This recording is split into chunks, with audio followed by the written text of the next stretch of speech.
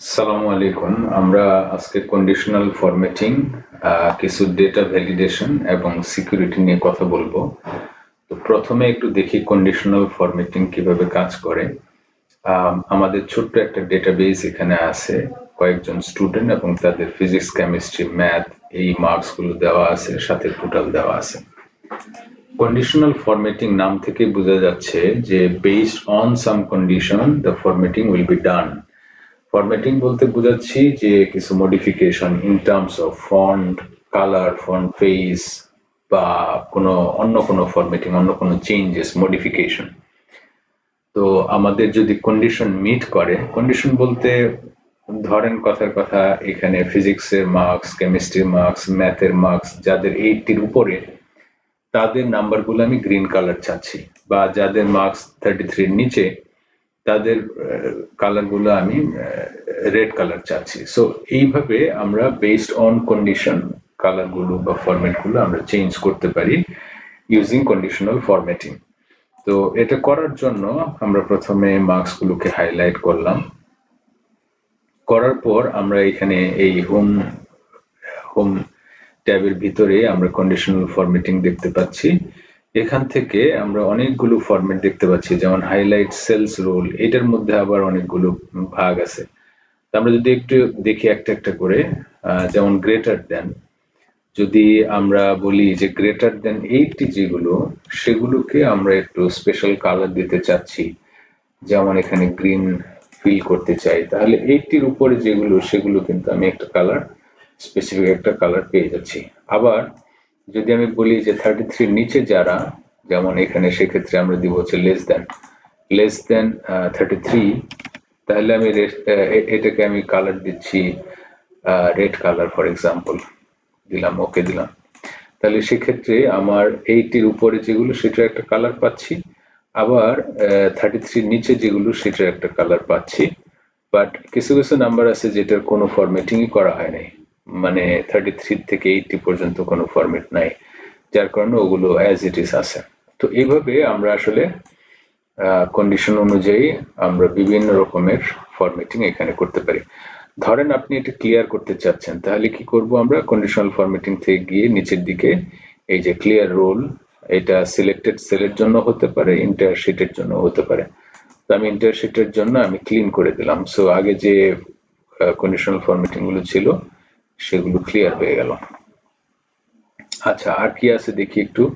যেমন বিটুইন আছে, দুইটা রেঞ্জ থাকলে এটার মাঝখানে, ধরেন কথার কথা 33 থেকে 80 পর্যন্ত আপনি একটা ডিফারেন্ট স্টাইল চাচ্ছেন, সেটা হতে পারে। ইকুয়াল টু হতে পারে। Text that contain data, date occurring, এটা ডেটের সাথে সাধারণত কাজ করে। ধরেন ফর এক্সাম্পল কারো ডেট অফ বার্থ হয়তো জয়েন ডেটের আগে না পরে সেটা চেক করতে চাচ্ছেন, বা ডেট অফ বার্থ যেগুলো 2000-এর পরে, সেটা একটা স্পেশাল ফরম্যাট করতে যাচ্ছেন, 2000-এর আগে যারা, তাদেরকে স্পেশাল ফরম্যাটে চাচ্ছেন। এভাবে ডুপ্লিকেট ভ্যালু, যদি কোনো ডুপ্লিকেট ভ্যালু থাকে এখানে, সেটাকে আপনি ডিফারেন্ট কালার করতে পারেন। তারপর আমরা কি করতে পারি, এখানে হাইলাইটের পাশাপাশি top bottom rule, top 10 items, কারণ এখানে অনেক হাজার হাজার শত শত নাম্বার যদি থাকে, এখান থেকে আপনি বের করতে আছেন টপ 10, তাহলে টপ 10 এখান থেকে বের করে দিবে। টপ 10 এখান থেকে, এই রেঞ্জের মধ্যে টপ 10 কে হাইলাইট করা হয়েছে। তারপরে কি আছে এখানে, top 10%, bottom 10%, average, above average, below average. তারপরে আছে কি ডেটা বার। ডেটা বার এটা একটু দেখাই। যেমন এটা সলিড ফিল আছে, আবার এটাকে আমরা গ্রেডিয়েন্ট ফিলও করতে পারি। যেমন এটা মানে হচ্ছে যে 100% যদি এই পুরো সেলটাকে ধরি, এই পুরো সেলটা যদি 100% হয়, তার মধ্যে 87 মার্কস হচ্ছে এই পর্যন্ত। 9 আউট অফ 100, 9, তার মানে এই 9 পর্যন্ত এটাকে ফিল আপ করা হয়েছে। 33, 32, তাহলে 1/3 ইজ ফিল্ড। তারপরে 9, 23। সো এই নাম্বারের যে ভ্যালু, এই ভ্যালু অনুযায়ী পুরো সেলটাকে 100% ম্যাপ করে, সেই অনুযায়ী পার্সেন্টেজ অনুযায়ী ফিল আপ করা হয়েছে। তারপরে আর কি আছে একটু দেখি। যদি আমরা কালার স্কেলে যাই, তাহলে আগেরটা একটু ক্লিয়ার করে আসতে হবে। কালার স্কেলে গেলে পুরো কালারটি আমরা দেখতে পারবো ডিপেন্ডিং অন দি রেঞ্জ। এটা কিন্তু পার্শিয়ালি ফিল হয়নি, পুরো সেলটাই ফিল হয়েছে, কিন্তু ডিফারেন্ট কালার। যেমন 80-র উপরে যেটা দেখতে পাচ্ছি 98, 98, এইগুলোর আলাদা কালার দেখতে পাচ্ছি। আবার যারা মিডল রেঞ্জের সেগুলোর আবার আলাদা ইয়েলো মার্কস দেখতে পাচ্ছি, আর যেগুলো একটু লো মার্কস সেগুলো আবার আলাদা কালার দেখতে পাচ্ছি। তো এইটা যদি আপনি চান যে এটা কিন্তু আবার মডিফাই করা যায়। যেমন আমি যদি ম্যানেজ রুলে যাই তাহলে এক্স্যাক্টলি বলতে পারবো যে রেঞ্জটা কি। এডিট রুলে গেলাম, এই যে এখান থেকে এই যে 50% ভাগ করা হয়েছে, 50% নিচে যেগুলো সেগুলো রেড কালার, যেগুলো মিড লেভেলে সেটা হচ্ছে ইয়েলো কালার, আর যেগুলো হাইয়েস্ট সেগুলো হচ্ছে গ্রিন কালার। এভাবে ভাগ করা হয়েছে। আপনি ইচ্ছে করলে স্পেসিফিক নাম্বারও দিতে পারেন। যেমন এখানে 3 স্কেল কালারের জায়গায় আমরা 2 স্কেল কালার দিতে পারি, রেড এবং গ্রিন। আমরা এখান থেকে আবার ডেটা বারও নিতে পারি। তারপর মিনিমাম ম্যাক্সিমাম এখান থেকে নাম্বার আমরা সেট করে দিতে পারি। তারপর হচ্ছে যে আইকন সেট আমরা নিতে পারি, আইকন সেটে আবার স্পেসিফিক ভ্যালু সেট করে দিতে পারি, যে ফর এক্সাম্পল মোর দেন 67 হলে এটা হবে, গ্রেটার দেন ইকুয়াল টু 33 হলে ইয়েলো হবে, আবার লেস দেন 33 হলে এটা হবে। তো এরকম আমরা আসলে বিভিন্ন রকমের স্টাইল করতে পারি। এটা একটু ক্লিয়ার করে দিই। তারপর আমরা একটু দেখি যে কালার স্কেলের পরে আইকন সেট দেখতে পাচ্ছি। যেমন এইখানে আইকন সেটে এখানে শেপ আছে, ইন্ডিকেটর আছে, অনেকগুলো অপশন দেখতে পাচ্ছি। আচ্ছা, এটাকে রিমুভ করি একটু, তারপর আরেকবার একটু যাই। আচ্ছা, যদি এই একটা নেই তাহলে এই যে এখানে কিছু কিছু নাম্বারের পরে আমরা গ্রিন কালার দেখতে পাচ্ছি, কিছু নাম্বারের সাইডে আমরা বটম অ্যারো দেখতে পাচ্ছি, আবার কিছু কিছু হচ্ছে রাইট অ্যারো দেখতে পাচ্ছি। তার মানে মিডল রেঞ্জের যে নাম্বারগুলো সেগুলো আমরা ইয়েলো মার্ক রাইট সাইড দেখতে পাচ্ছি, যেগুলো আপ ট্রেন্ডের হায়ার নাম্বার সেগুলো আমরা উপরের দিকে অ্যারো দেখতে পাচ্ছি, আর লো মার্কস গুলো নিচের দিকে অ্যারো দেখতে পাচ্ছি। তো এই কাজগুলো আমরা কন্ডিশনাল ফরম্যাটিং দিয়ে করতে পারি। এটা আমি একটু ক্লিয়ার করে দিলাম। আচ্ছা, এবার ডেটা ভ্যালিডেশনে একটু আসলাম। ওই একই ডেটাবেসে ডেটা ভ্যালিডেশনটা হচ্ছে যে আমরা ইচ্ছা করলে ভ্যালিডেট করতে পারি, এনশিওর করতে পারি যে আমাদের ডেটাগুলো হচ্ছে 100% ভ্যালিড। যেমন ফিজিক্স, কেমিস্ট্রি, ম্যাথ, এটা যদি 100 মার্কসের উপর এক্সাম হয়ে থাকে তাহলে কোনো অবস্থাতেই এই নাম্বারগুলো 0-র নিচে যাওয়া উচিত নয় এবং 100-এর উপরে যাওয়া উচিত নয়। সেই ক্ষেত্রে আমরা যদি একটা ভ্যালিডেশন দিতে চাই যে কোনো অবস্থাতে বাই মিস্টেক কেউ এখানে 120 দিতে পারবে না, এইরকম যদি কোনো একটা ভ্যালিডেশন দিতে চাই তখন আমাদের আসলে ডেটা ভ্যালিডেশনে যেতে হবে।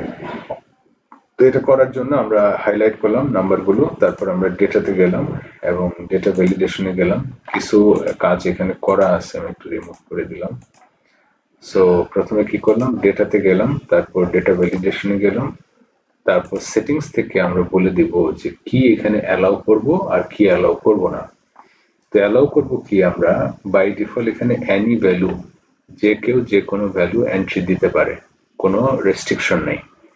কিন্তু আমরা বলছি যে না, এটাকে একটু রেস্ট্রিকশন করে দিতে চাই, যে এখানে ফুল নাম্বার দিবে বিটুইন 0 to 100, 0 to 100।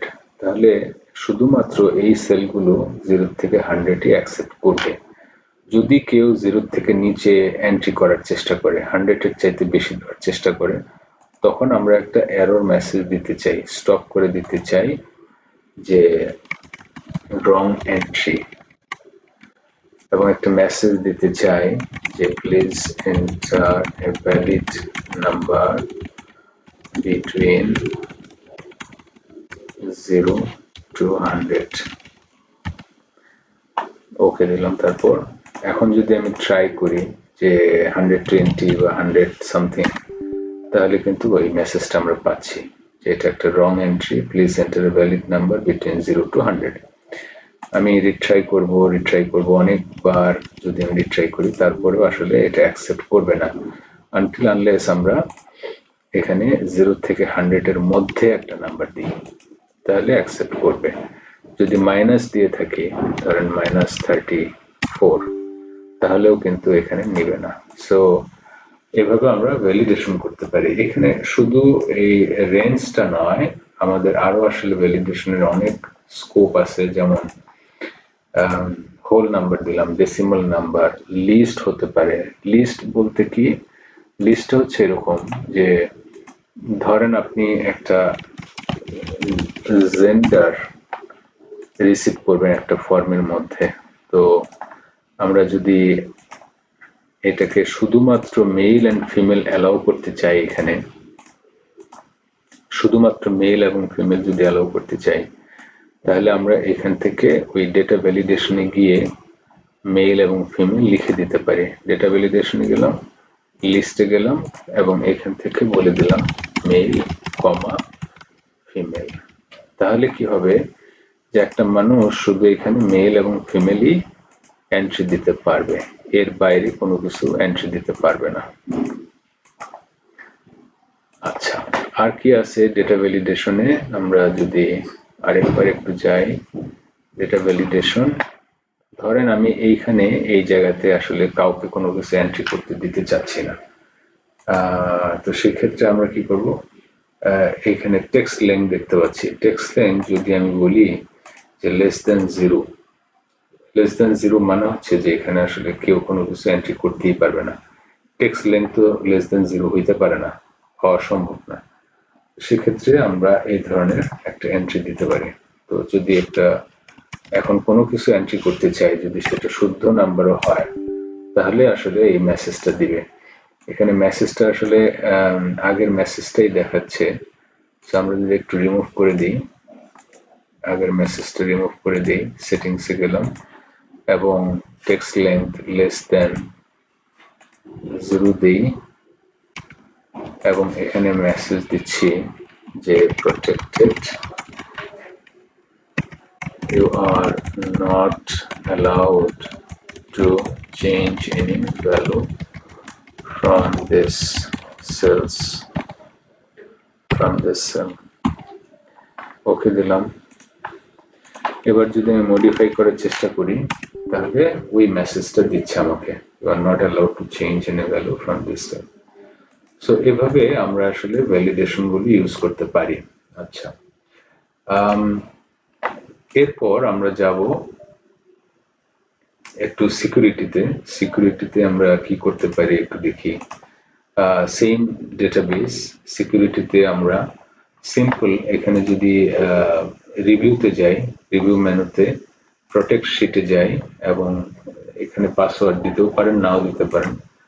তাহলে এখানে কি হলো যে আমি কোনো সেলেতে কোনো কিছু আর লিখতে পারবো না, এটা প্রোটেক্ট হয়ে গেল, এই পুরো শিটটাই প্রোটেক্ট হয়ে গেল। এটাকে আনপ্রোটেক্ট করার জন্য আবার আমরা রিভিউতে যাব এবং আনপ্রোটেক্টে ক্লিক করব, তাহলে এখন কিন্তু আবার আমরা সেটা আবার ফিরে পেলাম, এখন লিখতে পারছি, রাইট? সো এভাবে প্রোটেক্ট করা যায়, এভাবে এক্সেল শিট গুলো প্রোটেক্ট করা যায়। এটার পাশাপাশি এই আমরা যদি মনে করি যে আমি কিছু কিছু জায়গায় অ্যালাউ করব আর কিছু কিছু জায়গায় অ্যালাউ করব না, সেক্ষেত্রে কি হতে পারে, আমি আরেকটা শিটে যাচ্ছি এবং এই পুরো এক্সেল শিটটাকেই ধরেন আমি একটা ডিফারেন্ট কালার দিয়ে দিলাম এবং আমি চাচ্ছি যে একটা নির্দিষ্ট জায়গায় শুধু এন্ট্রি করার পারমিশন দেব, ফুল নেম, তারপরে ব্যাচ, এখানে ফোন নাম্বার, এখানে হচ্ছে ইমেল। শুধু এই জায়গাটুকু যেখানে সে এন্ট্রি করবে, এই জায়গাটুকু আমি অ্যালাউ করতে চাচ্ছি। সো আমি এই জায়গাতে হোয়াইট কালার করে দিলাম, বাকি পুরো জায়গাটাই আমাদের, এখানে আমি একটা বর্ডার দিয়ে দিই এবং চাইলে এখানে একটা বাটনও দিয়ে দিতে পারি।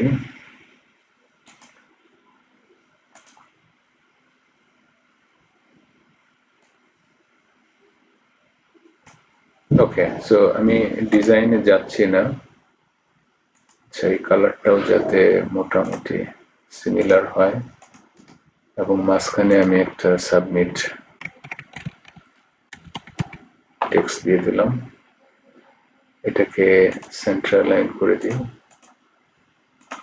ওকে, মোটামুটি এই একটা ডিজাইন যদি চিন্তা করি, তাহলে ফুল নেম লিখতে পারবে, ব্যাচ লিখতে পারবে, ফোন নাম্বার লিখতে পারবে এবং ইমেইল অ্যাড্রেস লিখতে পারবে। তো তার মানে এই পুরো এক্সেল শিটে আমি চাচ্ছি শুধুমাত্র এই জায়গাটুকুতে লেখা যাবে আর বাকিগুলোতে লেখা যাবে না। সেক্ষেত্রে আমরা কি করব, শুধু এইটুকু আগে সিলেক্ট করব, সিলেক্ট করে রাইট ক্লিক করে আমরা ফরম্যাট সেলসে যাব, প্রোটেকশন থেকে এখানে আনলক করে দেব, লক করা থাকে বাই ডিফল্ট, এটা আনলক করে দেব, ওকে দেব। এবার আমি পুরো এক্সেল শিটটাকে প্রোটেক্ট করব, ওকে দিলাম। এবার দেখেন আমি কোনো জায়গাতেই কোনো কিছু লিখতে পাচ্ছি না, এখানেও চেঞ্জ করতে পারছি না, শুধুমাত্র এখানে আমি লিখতে পারি, ব্যাচ আমি লিখতে পারবো, কারণ কি এখানে আমার অ্যালাউ করা আছে ইমেইল অ্যাড্রেস, এই জায়গাটুকুতে শুধুমাত্র আমরা লিখতে পারবো, বাকি কোনো জায়গাতে লিখতে পারবো না। সো এটা একটা বিষয়। আর আরেকটা হচ্ছে এখানে আমরা ডান পাশে যেটা দেখতে পাচ্ছি প্রোটেক্ট ওয়ার্কবুক, তা আমরা তো এখানে নতুন করে শীট নিতে পারি, শীট রিমুভ করতে পারি, আমরা যে কোনো সময় এটা চাইলে রিমুভ করতে পারি বা অ্যাড করতে পারি, রিনেম করতে পারি। যখন আমি এটা প্রোটেক্ট ওয়ার্কবুক দিব, পাসওয়ার্ড অপশনাল দিলাম, তখন আমি এখানে কিন্তু আর রিমুভ করতে পারবো না, যেমন এই যে প্লাস বাটনটা আর অ্যাক্টিভ নেই, রাইট ক্লিক করে এখানে আমি আর রিমুভ করতে পারবো না। সো এটা হলো প্রোটেক্ট ওয়ার্কবুক এর কাজ। এছাড়া আমরা সিকিউরিটির জন্য আর কি করতে পারি, যেমন আমরা মাইক্রোসফটে শিখেছিলাম অলরেডি যে ফাইলে গিয়ে যদি সেভ এস করি, সেভ করার সময় আমরা এখানে পাসওয়ার্ড দিতে পারি।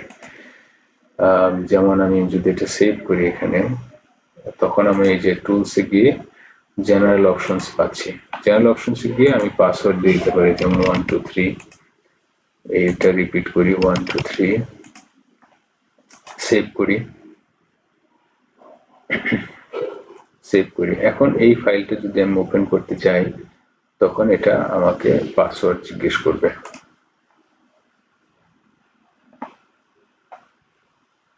এই ফাইলটা ওপেন করতে চাই,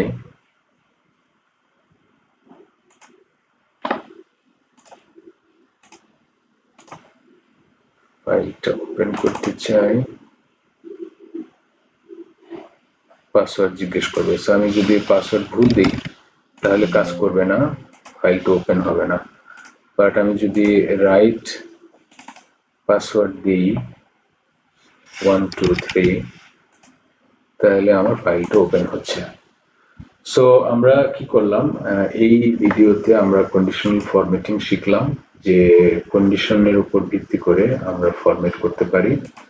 ডেটা ভ্যালিডেশন করা শিখলাম, যে কোনো একটা পার্টিকুলার রেঞ্জের মধ্যে আমরা ডেটা অ্যালাউ করতে পারি। সিকিউরিটি আমরা শিখলাম যে কিভাবে আমরা একটা শিটটাকে প্রোটেক্ট করতে পারি, আর কিভাবে পার্টিকুলার কিছু সেলে আমরা ডেটা এন্ট্রি করতে অ্যালাউ করতে পারি আর বাকিগুলোতে রেস্ট্রিক্ট করতে পারি। আর আমরা আরেকটা জিনিস এখানে একটু দেখাই, সেটা হচ্ছে যে ধরেন এখানে একটা ফর্মুলা আছে, এই যে ফর্মুলাটা হয়তো আপনার কোনো কমপ্লেক্স ফর্মুলা আছে যেটা আপনি হাইড করতে যাচ্ছেন, দেখাতে যাচ্ছেন না, এইসব জায়গাতেও আমরা এটা রাইট ক্লিক করে ফরম্যাট সেলস যেতে পারি, গিয়ে এখানে প্রোটেকশন থেকে আমরা হাইড করতে পারি। যদি এটা হাইড করি, তারপর ওকে বাটনে দিই, এবার আমি যদি এটাকে প্রোটেক্ট করি, তাহলে এখানে কার্সার রাখলে আমি কিন্তু এই ফর্মুলা দেখতে পাচ্ছি না। বাট আমি যদি এখানে ভ্যালু চেঞ্জ করি, ওইটা প্রোটেক্ট করা যাই হোক, যদি ভ্যালু চেঞ্জ করি তাহলে কিন্তু এটা রিফ্লেক্ট করবে, এই ক্যালকুলেশনটা অটোমেটিক্যালি হবে। সো একদিকে ফর্মুলা দেখা যাচ্ছে না, বাট অন্যদিকে আপনি ডেটা যদি চেঞ্জ করেন তাহলে আবার ক্যালকুলেশন ঠিকই হবে। সো এভাবে আমরা একটা ফর্মুলাগুলোকে হাইড করতে পারি।